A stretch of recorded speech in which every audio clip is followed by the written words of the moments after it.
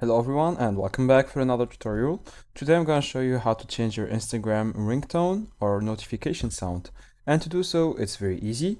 First, make sure that you have Instagram installed and then go to your settings and then scroll down until you see apps. Next, search for Instagram. Click on Instagram here and then go to notifications and then make sure that the notifications are allowed. Then come back to sound and haptics, which is right here.